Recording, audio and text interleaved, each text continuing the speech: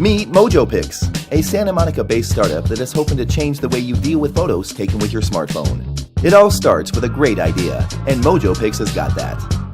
Now they're looking for that big breakthrough that will take them to the next level. Today on Concept to Code, we're going to learn about legal strategies. Now we're here with my friend, Colin Vincent. He's founder of MojoPix. The first question that I think comes to my mind is, how do you protect your billion-dollar idea? Hi, Gary.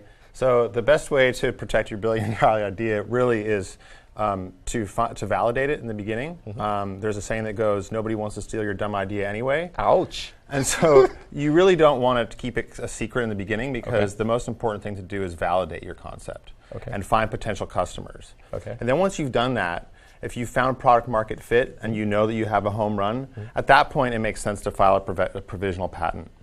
Provisional patents. Okay, so that's probably an unlikely legal process, I'm assuming.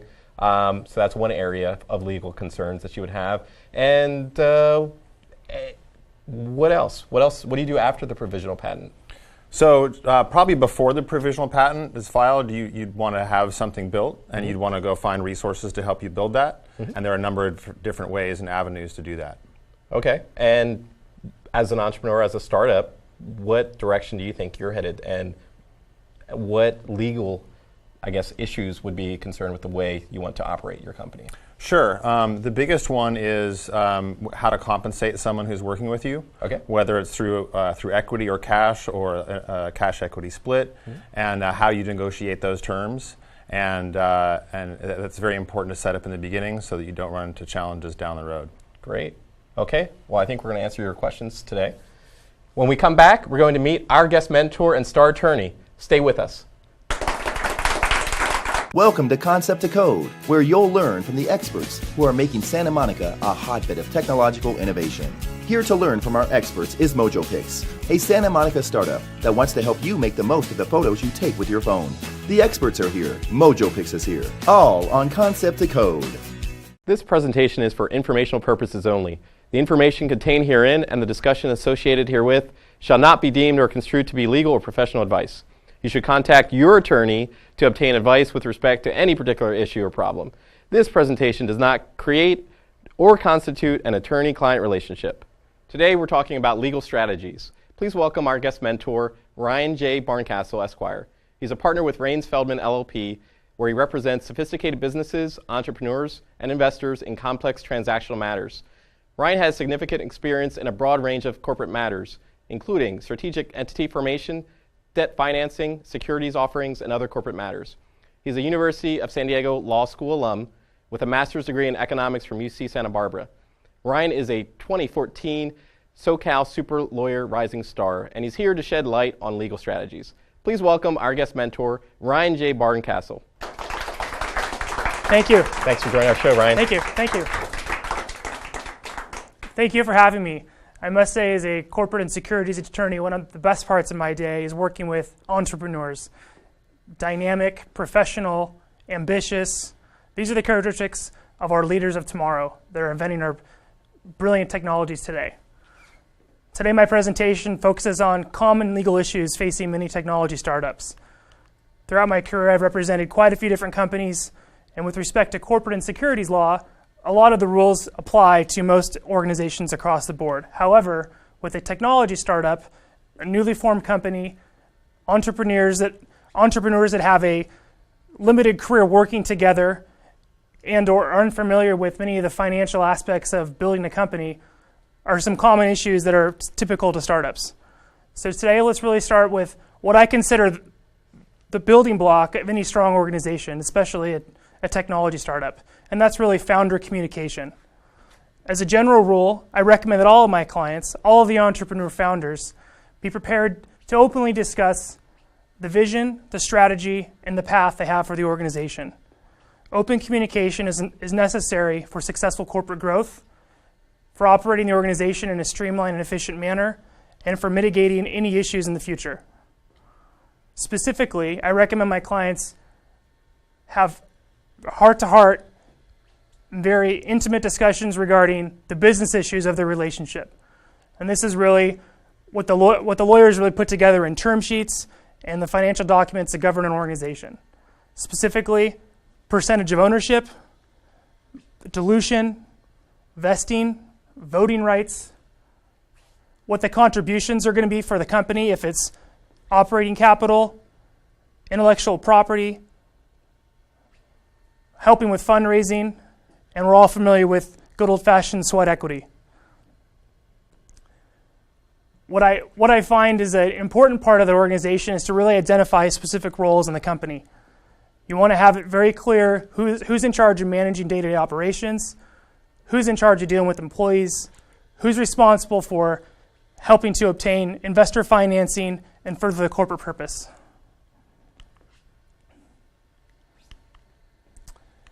Now, one of the big steps in any company is really forming your legal entity. When you form a legal entity, you really create a separate legal existence from yourself or from one of the founders, and you put everything into an organization and a business. One of the big debates is really forming the right entity.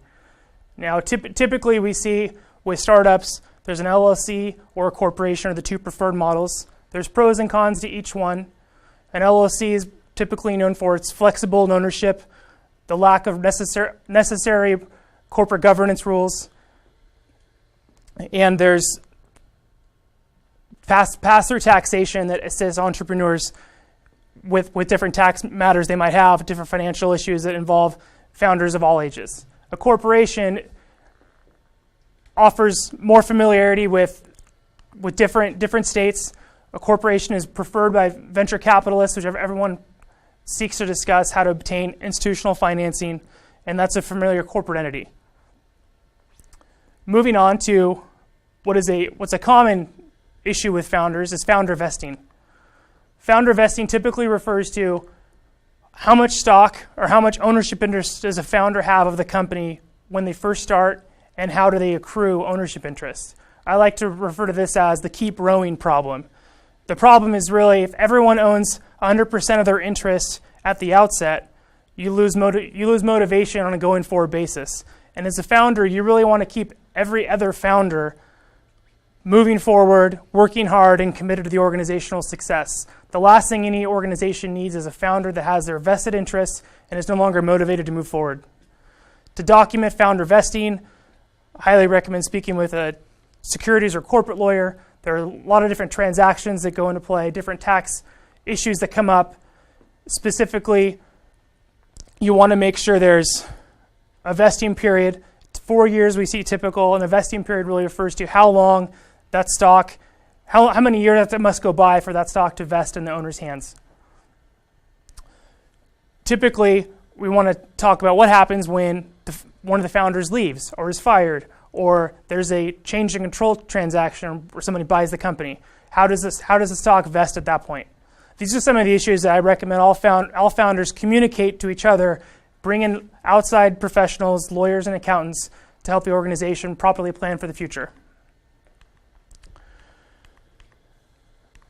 One of the big concerns when you form a company is really shifting gears from an organization that lacks a lot of planning, sophistication, and documentation to a complex corporation or limited liability company that is accustomed to adequate record keeping,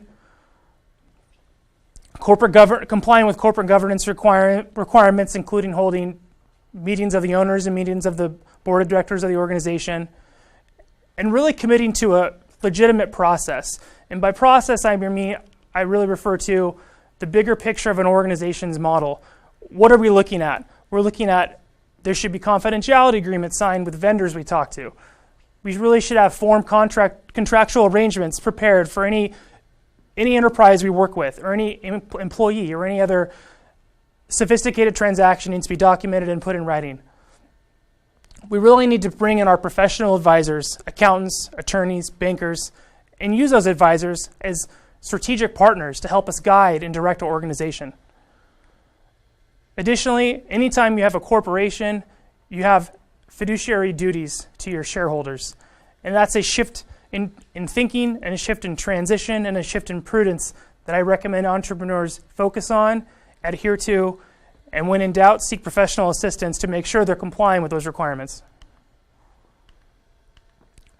With respect to technology startups, intellectual property is something that comes up all the time. And if you ask a lawyer what intellectual property is, you'll receive a 2-page definition. But for our purposes, we'll limit intellectual property to patents, trademarks, and copyrights. 2 big issues with intellectual property with startups. First, make sure the company, the corporation or the LLC, owns all the rights to the intellectual property. That needs to be assigned and well documented. Second, all intellectual property created by an employee, by a founder, or by a vendor needs to become the company's property. That way the company can protect, own, and license and or sell or finance its IP. Now with any organization, as you continue to evolve, you start to hire people. You start to work with others, bring in employees, independent contractors, staff, grow. These are all positive aspects. However, in California, we need to recognize that California is a very employee-friendly state. So we need to focus on how are we going to comply with California laws, with laws regarding wage and hour claims, minimum wages, overtime, rest breaks. We also need to recognize that covenant not to compete after employment is not permissible in California as a general rule. There are exceptions, however, typically non-compete covenants are not enforceable. We also need to recognize, going back to intellectual property, that all of our employees, anything they create while they're an employee of our organization, that property, that intellectual property, that work, that widget, that gadget, that belongs to the company. Now this next slide I could talk about for a week long, but we'll keep it streamlined. In essence, we're talking about financing an organization. Raising capital is a big issue in facing startups. It's a big issue in the law. Anytime you sell a security, it's a federal and state regulated transaction. It's very complex. There are exemptions to registration. It's a complex road. I highly recommend speaking with an educated professional securities attorney so you can focus on how your organization is seeking to raise capital and how you plan on complying with laws after. Like with any organization, handling a startup is all about assembling the right team. And that right team doesn't just include your advisors or your employees, but it includes professionals, attorneys, investment bankers, other advisors, accountants. These are all people that you should be able to lean on, create, and bring together to help your organization achieve its strategic plan. As with any organizational timeline, we should talk about the exit strategy for a technology startup. There are a lot of things that move into and play with the exit strategy. It's obviously a dream of a lot of entrepreneurs to find a strategic exit partner to sell. That's the big payday. We hear about that in the news all the time. Anytime you evaluate an exit strategy, there are different categories. Is it an acquisition, or is it an acquisition and we're hiring the talent, bringing the CEO, bringing the CTO, different members of the management committee over to the company? Founders and entrepreneurs should always recognize there are fiduciary duties they own to their other owners of their companies with respect to any complex transaction, specifically an exit. And finally, we need to think about what are the areas that may impact our exit strategy. What kind of contractual arrangements do we have? Have we given founders change of control payments? Are there indemnity obligations that will last longer than our exit strategy? Are there licensing agreements that we've given that might prohibit or impede our successor? These are all questions you want to analyze as you navigate your path through completion and sale. In parting thoughts, I bring along a quote that my mom has told me my entire life, and I'll read it to you quickly. If you think you are beaten, you are. If you think you dare not, you don't. If you'd like to win, but think you can, it's almost a cinch you won't. If you think you lose, you're lost. For out in the world, we find success begins with the fellow's will. It's all in the state of mind. If you think you're outclassed, you are. You got to think high to rise. You've got to be sure of yourself before you can ever win a prize. Life's battles don't always go to the stronger or faster man, but sooner or late, the man who wins is the one that thinks he can.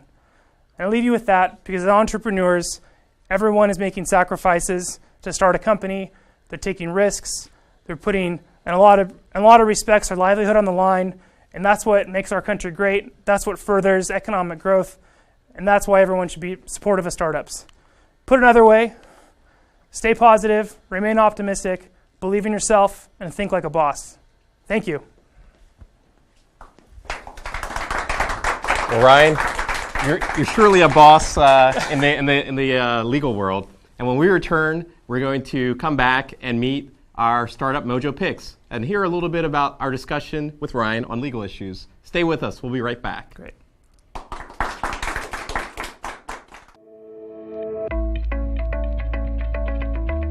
Santa Monica is in a perpetual state of innovation. At the center of it all is the entrepreneur, giving to the ecosystem and being fueled by it. But what exactly fuels the entrepreneur? The reason why we moved to Santa Monica was to get access to the great talent pool that is in the city. What inspires us is the weather, the ocean, the people, and the city itself. Both Mitch and I like to surf every morning. A great way to start the day. One of my favorite things to do, come out here, bring my laptop, connect to what is a choice Wi-Fi connection. I am one of the few lucky people I know that gets to ride my bike to the office. The city is always finding new and innovative ways to make it an incredible place to both live and work in. It's great to be in the middle of that action and being able to just tap into what Santa Monica has to offer. I am the admissions manager for General Assembly. I work for a local company, Lionsgate Entertainment. I'm the Santa Monica's Youth Technology Program Coordinator. I'm the IT manager for the Lowe's Santa Monica Beach Hotel. I'm the COO and co-founder of Callfire. I'm the founder of Favorite. I'm the founder of Down to Earth Media. We are a tech company. Our internet connection is very important to us. And CityNet was really crucial in our initial growth. It's been a rock solid service, one of our top providers for connectivity. The internet's not affected at all. We have great gigabit speed. We bring 30 or more students to these co-working spaces. And they have come through with speeds that throw all their competition in the dust. Seeing the evolution of a startup, implementing a new idea that's going to have a positive impact on society, it never gets old.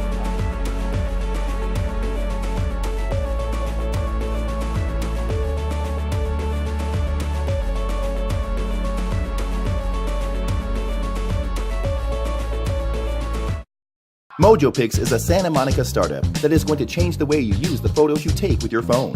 They are here today on Concept to Code to listen and learn from the experts about how to take their next big step forward. Welcome back to Concept to Code. Today's show, we're talking about legal strategies. Ryan James Barncastle, meet MojoPix founder, Colin Vincent. Hi, Ryan. Pleasure to meet you, Colin. Likewise. So, Colin, a lot of startups have issues with trying to raise capital. Tell us your story. Sure. So that's definitely one of the biggest challenges. I got the first version of my app out the door with my own money. Wow. And then at that point, I was really ready to look for some funding. And what I did was I discovered a course. It's a program here. Actually, it's run by, are you familiar with Startup Weekends? Yes. Yeah. Okay, so the parent company for Startup Weekend is an organization that's funded by Google for Entrepreneurs, and it's called Up Global. And Up Global runs another program that is called Startup Next. And Startup Next is touted as a pre-accelerator / investor presentation course. And so it was a 5-week course I participated in here in LA, and there were 10 concurrent programs around the US and Canada. I came in second here in LA, and the top 2 teams from all 10 programs met in San Francisco for finals. Excellent. And then the top 3 teams were invited to apply for 12 spots with continued mentorship. I had a half-hour video call with Brad Feld, who is one of the co-founders of Techstars, along with some other very, very high-caliber mentors over the summer, and then pitched at Google in New York just a couple of weeks ago. It was an incredibly valuable experience. I learned how to pitch. I learned how to develop my presentation deck. And through that process, I was able to really create a lot of momentum for myself, not just with all the people in my life, but also for myself psychologically. I didn't really know how to stand up in front of a room and present my concept. It can be one thing to present someone else's concept, but when your own ego is on the line, it's a totally different story. And so through the presentation in San Francisco, one of my mentors decided he was going to help me raise a friends and family round. It came on as an advisor, as a investor. So we raised a $45,000 friends and family round that we're just closing right now. And through that process, he also helped me identify a company called Arizona Bay, which provides me with technical resources in exchange for equity. And my designer, DTE Media, also came on in exchange for equity. And so now I have some cash resources, and I also have some development resources, and so we're off to the races. Excellent, excellent. Well, quick question for you: when you're raising money, seeking investor funds, first, congratulations on all of your storied success. I can tell you, I work with a lot of entrepreneurs that don't have that success and are still trying to build their starship, so to speak. Were you seeking to raise debt as a convertible debt instrument, or were you looking at raising equity securities? Great question, and I really didn't know the answer to that when I started, and I actually reached out to about 10 people whose opinions I really respected in my life, not just my own lawyer, but also other peers in the startup world. And pretty much everyone said that I should go with convertible debt because it made more sense. Perhaps you can explain to me what the real difference between issuing equity versus issuing a convertible note are. Yes, no, thanks for asking. And for our viewers, really, that there's a lot of differences, but I think from the 30,000-foot view, you have a debt and you have equity. And obviously, debt, you're a creditor of the business. You're not an owner of the company. So in the event of a bankruptcy or liquidation, you have a creditor's rights, which are stronger than an equity owner's rights to the company's assets. If you're an equity owner, obviously you're part of an owner of the business. You have voting rights and related rights that are reflected in the corporation's bylaws. Typically, in a startup's life cycle, we'll call it, with respect to capital raising, most startups seek to raise a convertible debt round before really going out to look for equity investors. And really it comes down to one fundamental reason, and I think that really carries the day. There's a lot of different arguments, but valuation is a big issue. So when you're raising equity, you have to set a trigger on the valuation of the company immediately. Now, every other entrepreneur besides you thinks their idea is worth $1 billion. Yours probably actually is worth $1 billion. But every other investor then will say, no, I think it's worth $10,000. And so therein lies a big conflict with, you have two adverse parties, in theory, want to work together as a strategic partnership, and they can really have trouble identifying what is the value of the business.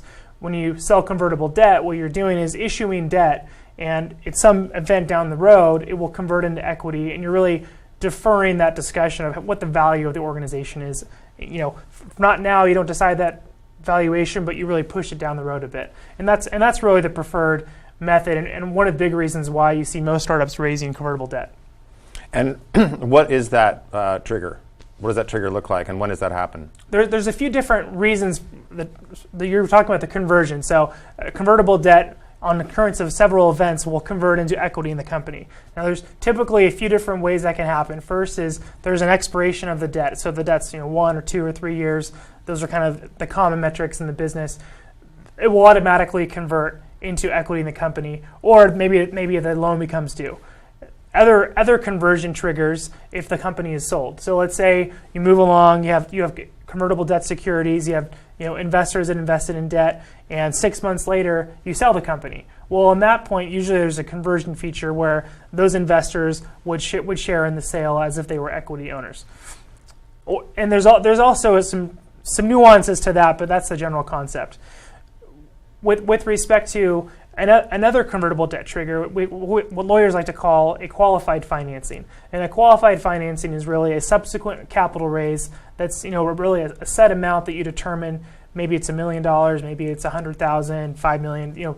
The numbers kind of vary. It kind of depends on the business and how much you've raised before. But when that qualified financing occurs, that usually serves as a trigger. And typically, what I see is common in the industry is your convertible debt investor will then convert into equity based on a lot of the metrics that are offered in that qualified financing. Is that generally the Series A round?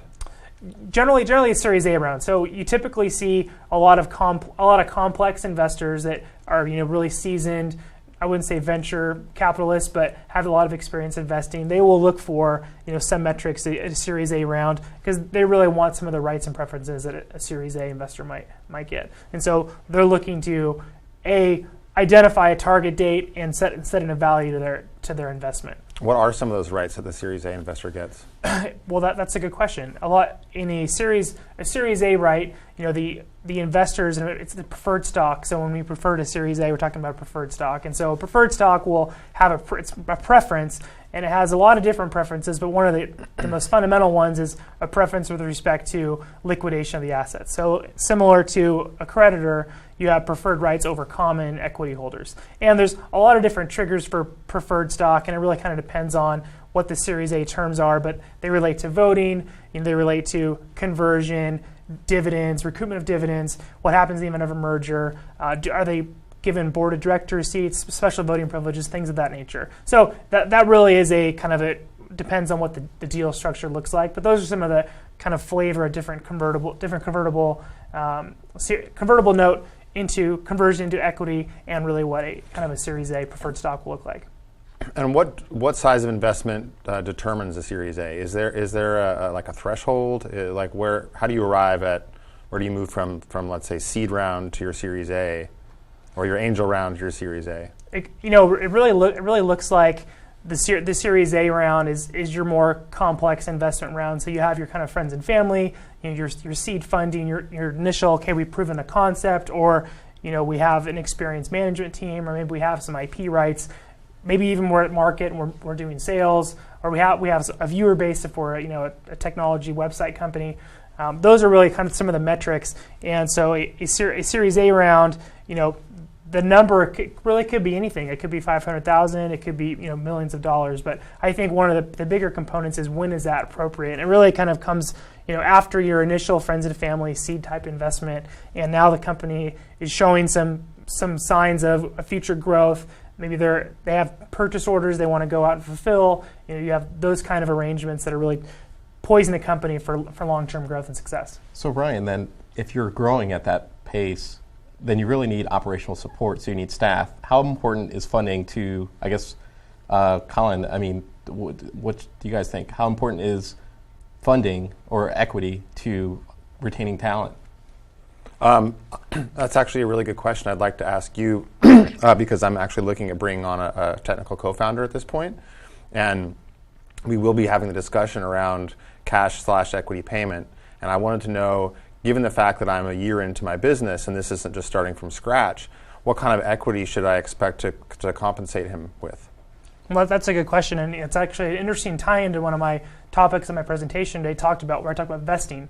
And vesting is one of the issues. It's a big factor in when someone becomes an owner in the company. And to kind of a longer discussion of that, we can talk offline. But vesting, really, the concept is you grant someone a percentage of your company, and over the course of a year, 2 years, 3 or 4 years, they accrue that ownership interest. And so whenever you're looking at bringing on employees, obviously, if it's a C-suite officer, so a CTO or a CFO or operations person, they're obviously going to want a big stake in the game and a piece of the organization. So the conversation really needs to focus on how long is that vesting period, because it doesn't help the entrepreneur if you give someone X piece of the company right away, and then that person leaves in a month or in 6 months. So, while there's how much do they get as far as ownership percentage, there's also components that I like to focus on with clients is really how does this look? What are the vesting terms of this person's ownership? And there's also other terms to the arrangement. Depending on your cash flow, is it a percentage of sales, or other pieces? They can have components of a term sheet, really, that kind of sets forth the rights and obligations of the employee. Well, I'll tell you what my takeaway from this whole show is for legal strategies. Get yourself a super lawyer like Ryan J. Barncastle. Thank you. And he'll handle everything. Thank you for joining us today on Concept to Code, show on legal strategies.